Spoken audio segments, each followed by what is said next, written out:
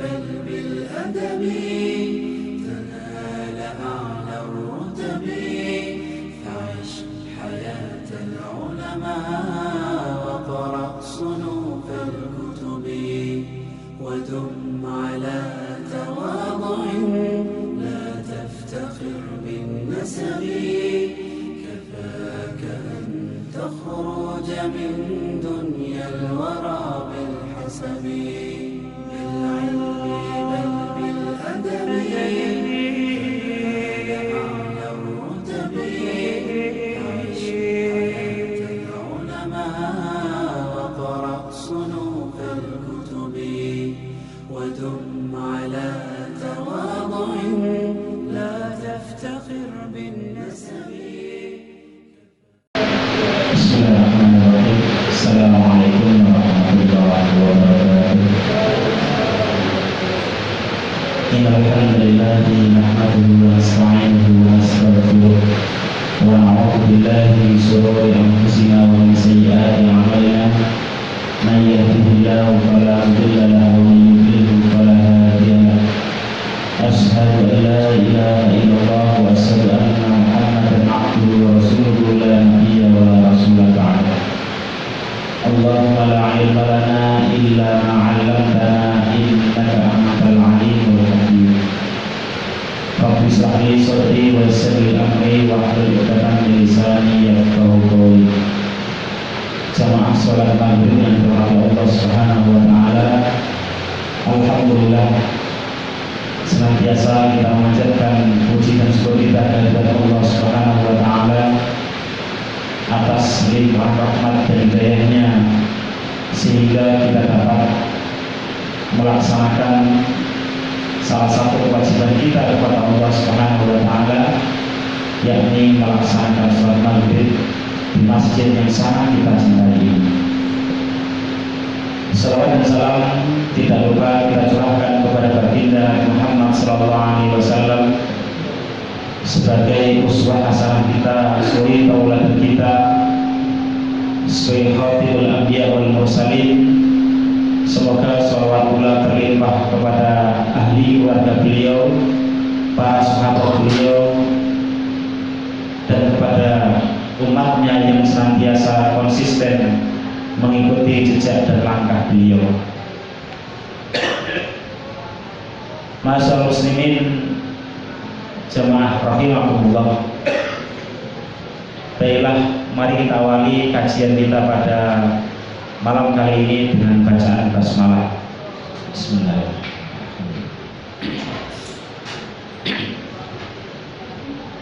Ikhwan fillah, arsalani wa arsalana rahimakumullah.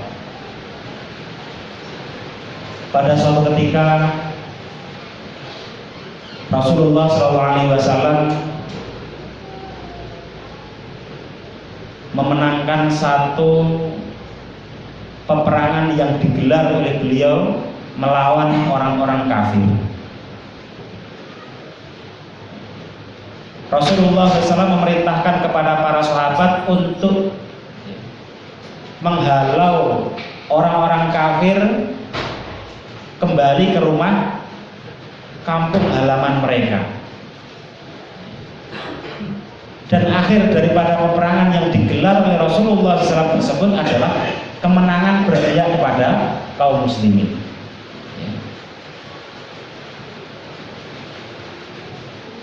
Akan tetapi ada satu orang dari kabilah orang kafir tersebut, dia lolos dari kejaran kaum muslimin, kemudian kembali ke kampung halamannya. Adapun saat itu hari sudah mulai petang, akhirnya Rasulullah SAW menginstruksikan kepada para sahabat untuk kembali ke camp dan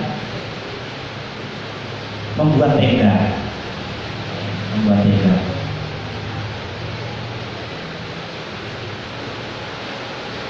Seorang pemuda dari kabilah kaum kafir tersebut kembali ke rumahnya, masuk ke dalam rumah, dan satu yang dia cari istrinya. istrinya. Kemana istrinya berada?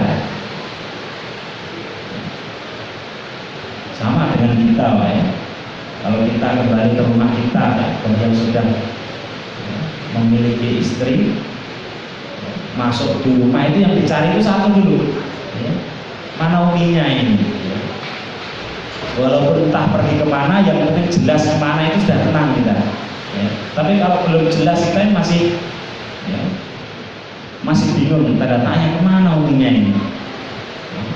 Entah itu ke warung sebelah, entah itu ke tetangga sebelah, entah itu silaturahmi kemana. Kalau jelas itu suami ketika pulang ke rumah itu tenang. Tapi kalau belum jelas ini, ya, belum tenang hati. Begitu pula orang kafir tadi, ya, pulang ke rumahnya dia cari istrinya dan tidak mendapati istrinya.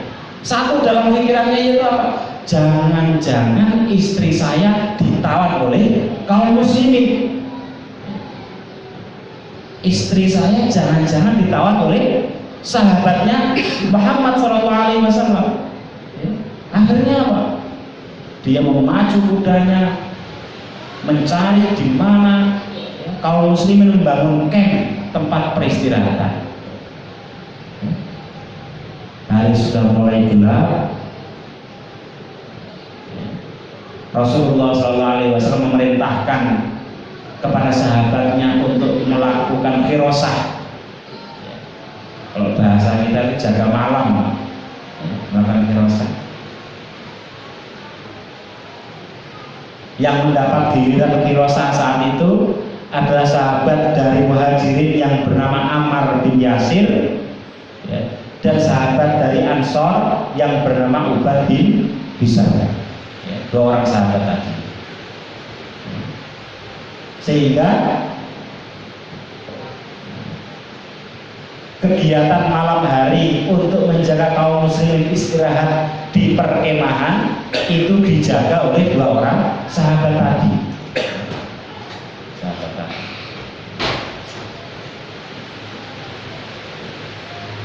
Ammar bin Yasir kemudian bertanya kepada Ubad bin Bishr, wahai Ubad, kamu pilih yang mana? Ya.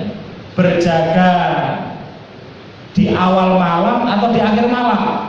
Ya, dibuat dua shift. Ubad menjawab, saya duluan saja yang jaga. Kalau kamu mau tidur, mau istirahat silahkan. Ya. Akhirnya Ammar bin Yasir kemudian istirahat di samping, ya, pos. Sementara Ubad bin Bishr berjaga. Di saat Ubad bin Bishr berjaga ini, pemuda kafir tadi itu sudah mulai mendekati kaum muslimin. Dia masuk ke dalam gang dan dilihatnya ada orang yang berjaga di depan. Ada orang yang berjaga di depan, menghadap-hadap orang kafir tadi. Adapun Ubad bin Bishr menghabiskan waktu jaganya dengan mengambil air wudhu dan mendirikan sholat qiyamul lail.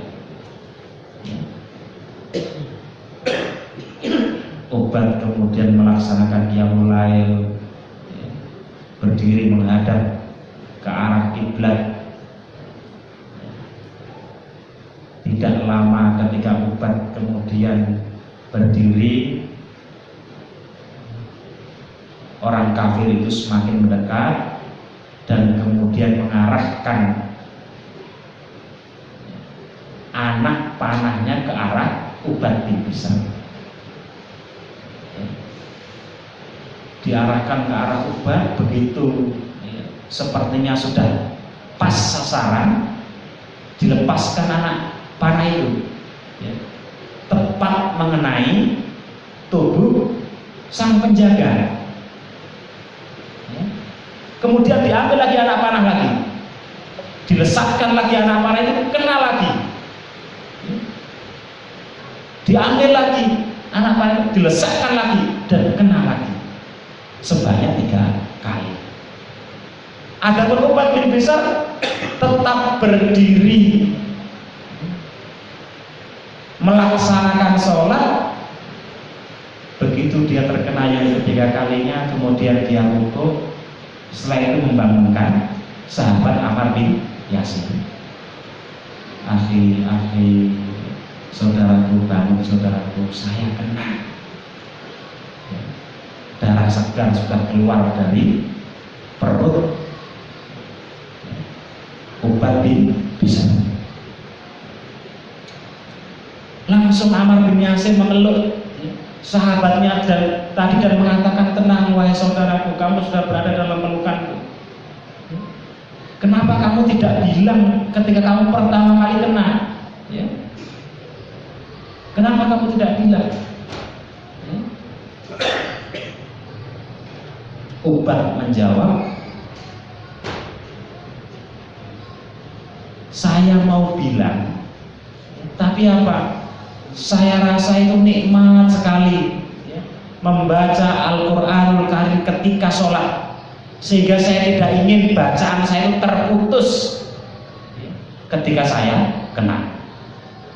Kemudian saya lanjutkan, tiba-tiba dia memanah lagi, dan kemudian saya lanjutkan bacaan saya sampai ketiga kalinya saya sudah tidak mampu, kemudian saya rukuk, baru membangunkan Anda. Langsung Ammar bin Yasir kemudian ya, ketika melihat saudaranya itu ya, tersungkur jatuh ya, langsung terkesiap ya.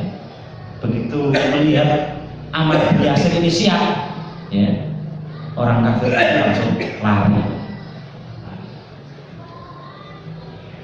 Ayo ikhwah rahimakumullah, ini kisah dari salafus soleh, para sahabat di mana mereka dalam melaksanakan sholat betul-betul khusyuk, menghadirkan Allah Subhanahu wa Ta'ala di hadapannya, sehingga mereka merasa Allah Subhanahu wa Ta'ala itu melihat mereka, mengawasi mereka, sehingga dalam sholatnya betul-betul khusyuk kepada Allah Subhanahu wa Ta'ala.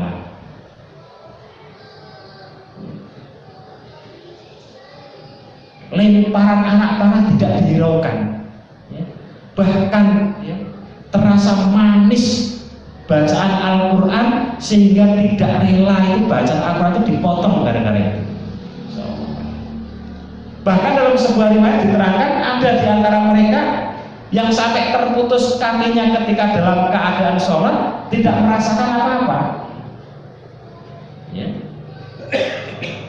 Berbeda dengan orang hari ini ya, ya. Kebanyakan kaum muslimin hari ini ya.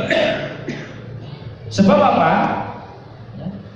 Orang-orang soleh terdahulu menjadikan sholat itu adalah tempat untuk istirahat.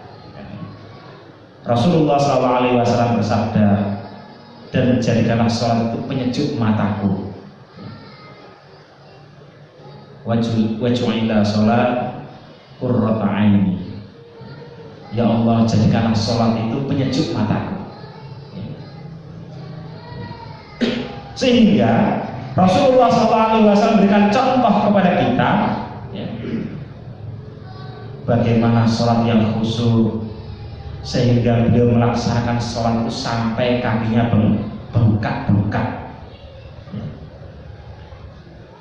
Ibunda Aisyah radhiyallahu anha bertanya, wahai Rasulullah ya, kenapa Anda sholat sampai demikian? Bukankah Anda itu sudah dijamin oleh Allah Subhanahu wa Ta'ala sebagai ahlul jannah? Iya. Lantas kenapa Anda itu melaksanakan sholat sampai demikian itu? Akan tetapi jawaban Rasulullah SAW adalah, bukankah aku ini ingin menjadi hamba Allah Subhanahu wa Ta'ala yang bersyukur? Laisa akunu abdan syakura. Bentuk kesyukuran seorang hamba kepada Allah Subhanahu wa Ta'ala adalah konsistennya seorang hamba di dalam beribadah kepada Allah Subhanahu wa Ta'ala ya. Bukan ketika seseorang sudah merasa soleh, merasa dekat dengan Allah Subhanahu wa Ta'ala, kemudian dia tinggalkan ibadahnya saya ini sudah sampai ya, ma'rifat ya, sehingga boleh melakukan meninggalkan sholat 5 waktu. Tidak ada ya. Rasulullah SAW sudah dijamin masuk jannah, akan tetapi beliau masih melaksanakan sholat ya. Bahkan ketika Rasulullah SAW dirundung problematika yang begitu berat, masalah demi masalah menumpuk ya.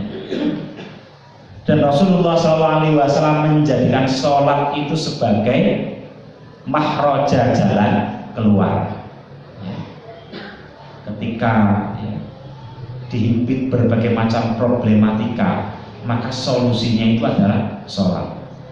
Sehingga beliau katakan kepada Bilal, "Qum ya Bilal, arihna bis sholat." Wahai Bilal, bangun, istirahatkan kami dengan sholat ya.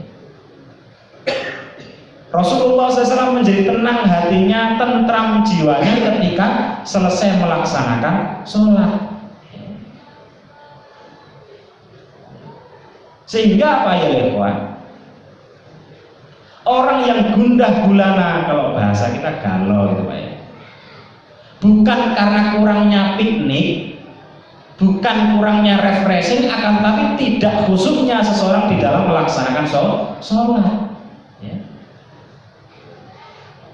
Orang yang galau ya, pikirannya itu tidak tenang, tidak nyaman, itu bukan karena kurang piknik atau bukan karena kurang refreshing, akan tapi kurang khusyuk dalam sholat. Sebab apa? Allah Subhanahu wa taala berfirman, "Ala bidzikrillah tatmainnul qulub." Maka ketahuilah bahwasanya dengan zikir kepada Allah Subhanahu wa taala hati itu menjadi tenang. Ya. Zikir kepada Allah Subhanahu wa taala menjadikan jiwa itu tentram. Ya sholat itu ya dengan sholat itu menjadi tenang dan menjadi tentram. Maka seorang mukmin yang melaksanakan sholat dengan benar ya, ketika dia selesai melaksanakan sholat, seakan-akan itu bebannya itu sudah ringan ya. Karena apa? Dia sudah ya, konsultasikan seluruh problematika yang ia hadapi kepada Allah Subhanahu wa taala. Disinilah ya ikhwan ya, setan itu pintar ya. Jenius ketika melihat seorang mukmin, seorang muslim akan berdiri untuk melaksanakan sholat, setan paham bahwasanya sholat merupakan makom, kedudukan tertinggi seorang hamba di hadapan Allah Subhanahu wa taala. Setan paham bahwasanya sholat merupakan kedudukan yang tertinggi yang dimiliki oleh seorang hamba di hadapan Allah, sehingga setan itu berusaha bagaimana caranya agar manusia itu lalai melaksanakan sholat ya. Lalai melaksanakan sholat. Tapi ternyata ya, ada ya, kaum muslimin yang tetap melaksanakan sholat ya. Maka setan mengelabui ya, manusia ya. Tidak usah berjamaah, nanti kan bisa, masih cukup waktu. Paling imamnya sana baru alhamdulillah. Begitu ya, sudah agak lama ya, nanti saja, belum salam imamnya ya. Begitu selesai sholat masih ada kesempatan ya. Waktu isya itu panjang ya. Waktu subuh itu panjang, waktu zuhur itu panjang ya. Dilalaikan dengan waktu sholat. Allah Subhanahu wa taala berfirman, "Fawailul lil musallin alladzina hum an sholatihim sahun." Celakalah orang yang melaksanakan sholat, di mana mereka melaksanakan satu menunda-nunda waktu sholat. Ya, menunda-nunda waktu sholat. Ini jurus setan itu seperti itu. Ya. Akan tetapi ketika seorang hamba Allah Subhanahu wa taala tetap mendirikan sholat, maka setan berusaha bagaimana caranya seorang hamba tadi di dalam melaksanakan sholat ingat apa-apa yang telah dia lupakan sebelumnya. Dia ingatkan urusan bisnisnya, kecantikan istrinya, lucu-lucunya anak-anaknya, membanggakan putra-putrinya. Dia ingatkan masalah bisnis, transaksi, servis, ingatkan tentang rumah mereka, diingatkan tentang servisnya, diingatkan tentang persaingan pekerjaan, diingatkan dengan urusan kantor. Ya. Pokoknya diingatkan segala sesuatu ya, ketika seseorang mendirikan sholat. Sampai pada akhirnya ketika imam mengucapkan Assalamualaikum warahmatullah, Assalamualaikum warahmatullah, dia baru sadar, oh ternyata saya ini sholat ya. Ternyata saya ini sholat. Buktinya apa? Tadi saya dengar imam itu Assalamualaikum ya. Tapi sebelumnya apa? Dia ingat tentang bisnisnya, dia ingat tentang tetangganya, dia ingat tentang temannya, dia ingat tentang handphonenya ya, dan macam-macam tadi. Baru ketika imam mengucapkan salam, baru dia sadar kalau dirinya itu berada dalam sholat ya. Maka rahimahumullah, sholat yang demikian itu tidak akan mampu mencegah dari perbuatan keji dan mungkar. Inna sholata tanha 'anil fahsya'i wal munkar. Sesungguhnya sholat itu dapat mencegah dari perbuatan keji dan mungkar ketika seorang itu melaksanakan sholat dengan benar ya. Maha benar dengan firman Allah Subhanahu wa taala ketika seseorang mampu mengamalkan dengan benar pula ya. Tapi ketika seseorang tidak melaksanakan sholat dengan khusyuk ya, setan akan menggoda. Ada satu kisah ya ikhwah ya. Seorang imam ya, yang namanya imam ya, dengan keagungan keilmuannya, kedalaman keilmuannya ya. Tiba-tiba ada orang Arab Badui datang ya. Kalau seseorang bertemu dengan imam, itu kira-kira apa yang ditanyakan Pak ya. Kita ketemu dengan Pak Kiai atau Pak Ustadz, kira-kira apa yang ditanyakan? Tentu masalah ilmu, hukumnya ini, bagaimana dengan ini ya, bagaimana ini ya. Tapi orang Arab Badui itu bertanya kepada imam ya, wahai imam ya, Imam Abu Hanifah ya, salah satu imam 4 mazhab, wahai Imam Abu Hanifah, saya ingin bertanya kepada Anda. Ya silahkan, kalau saya bisa jawab akan saya jawab, kalau tidak bisa ya sabar ya. Saya ingin bertanya, tadi saya bepergian, tiba-tiba dompet saya hilang, lupa saya taruh di mana, sehingga dompet saya hilang. Di mana itu dompet saya wahai imam? Dikira ini Pak Imam ini mbah dukun ya. Sehingga bertanyanya kepada Imam Abu Hanifah, imam besar ya. Imam Abu Hanifah katakan, ambil air wudhu, sholat 2 rakaat ya, sholat 2 rakaat.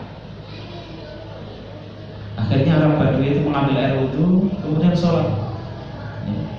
Walaupun sepertinya tidak logis solusi yang diberikan oleh Imam Abu Hanifah, tapi karena apa? Dia yakin mesti Imam Abu Hanifah itu akan memberikan solusi yang tepat ya.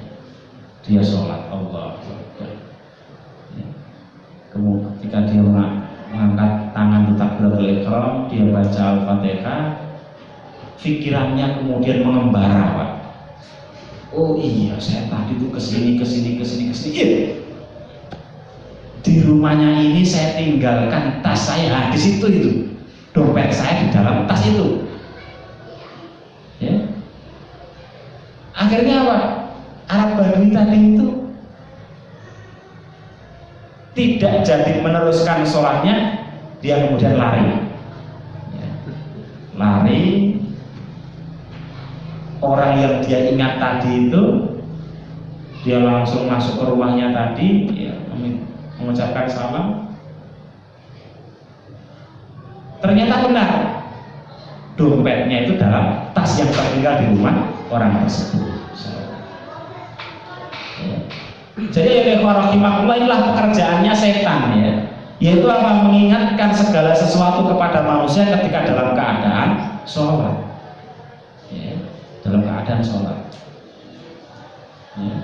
Maka ya selayaknya bagi kita sekalian, ya, memposisikan kita di hadapan Allah Subhanahu wa Ta'ala bahwasanya sholat merupakan urusan yang agung yang dimiliki oleh seorang hamba.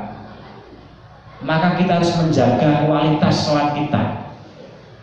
Kita jaga kualitas kekhusyuan kita kepada Allah Subhanahu wa Ta'ala. Bagaimana seorang tabi'in bernama Urwah bin Zubair, ketika beliau divonis oleh tabib, wahai Urwah, salah seorang tabi'in, kaki Anda ini terkena virus berbahaya dan harus diamputasi. Oh begitu ya? Iya. Ya sudah, kalau begitu diamputasi saja.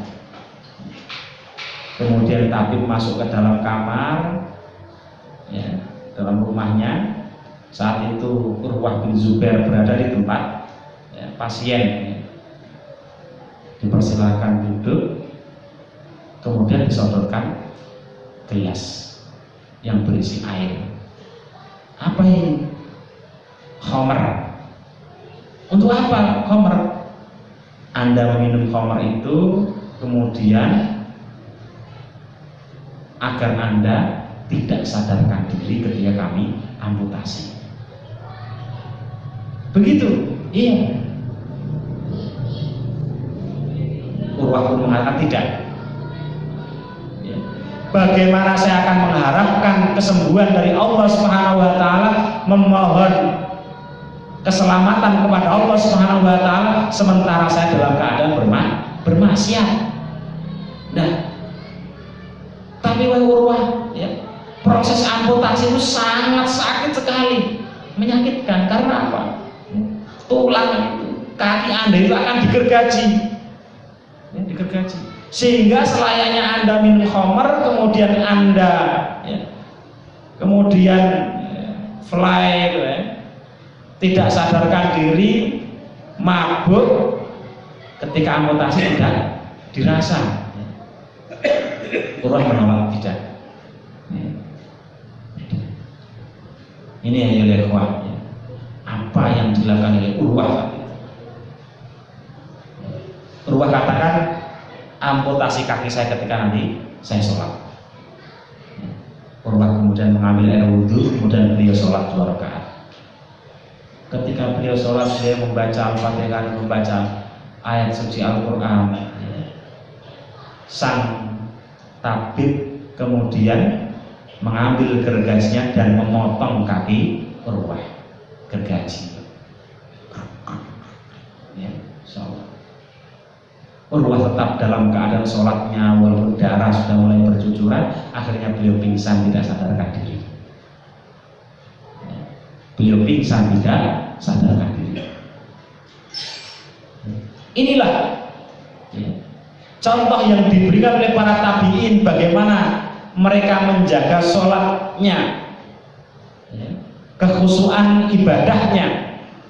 Kalau kita bandingkan dengan kualitas ibadah kita hari ini, Masya Allah, ya, banyak diantara kita yang pura-pura khusyuk di hadapan Allah Subhanahu wa Ta'ala, ya, pura-pura khusyuk, ya.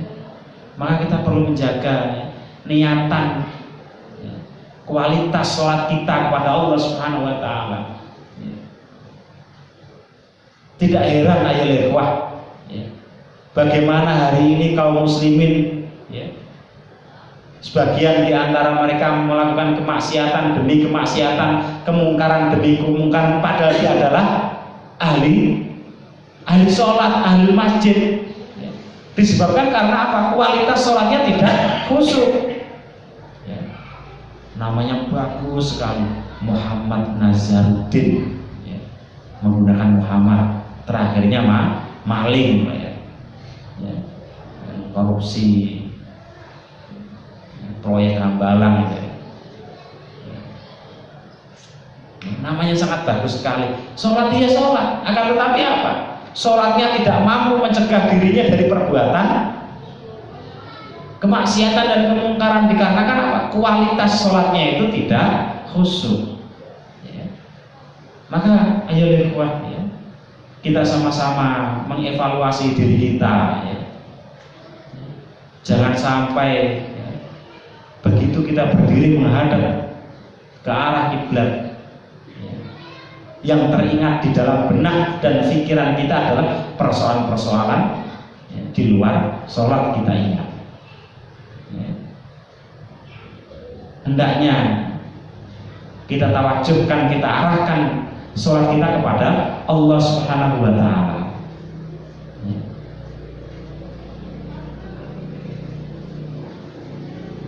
Ayo ikhwah rahimahullah, agungnya persoalan sholat ini, ya. Agungnya persoalan sholat ini menjadikan setan itu berusaha untuk, ya, memberikan kepada kita jurus-jurusnya, ya, agar kita terkecoh di saat melaksanakan sholat, ya. Maka kita harus siapkan diri kita sebelum melaksanakan sholat, wudhu yang benar, ya. Kita tata hati kita dengan benar, kita ikhlaskan, ya, sholat kita kepada Allah Subhanahu wa Ta'ala, dan di dalam ibadah kita kepada Allah Subhanahu wa Ta'ala kita yakin, memiliki keyakinan, ya, yaitu apa? Ka'annaka tamutu ghadan, bahwasanya ini adalah sholat kita terakhir, jangan-jangan besok saya akan mati. Ya. Jadi demikian, ya. Kualitas seorang mukmin di dalam ibadah itu adalah ka'annaka tamutu ghadan, ya. Jangan-jangan ini adalah sholat saya terakhir, siapa tahu besok saya sudah mati. Itu seorang mukmin seperti itu. Tapi begitu pas waktu kerja, ka'annaka, seperti apa? Kamu tuh hidup selama-lamanya, ya. Bekerja dengan sungguh-sungguh, dengan serius, dengan giat, ya, dengan semangat kalau bekerja. Tapi kalau sudah urusan sholat, urusan ibadah, kita bersemangat ibadah kita seakan-akan besok kita telah akan mati. Ya. Maka ya ikhwah rahimakumullah, sholat yang kita dirikan dengan kesadaran bahwasanya siapa tahu kita tidak dibangkitkan oleh Allah Subhanahu wa Ta'ala setelah tidur kita nanti malam, maka niscaya sholat kita pada malam ini akan, ya, betul-betul kita khusyuk kepada Allah Subhanahu wa Ta'ala. Demikian yang saya sampaikan yang sedikit ini, semoga dapat beri manfaat kepada diri saya pribadi dan kepada jamaah sekalian.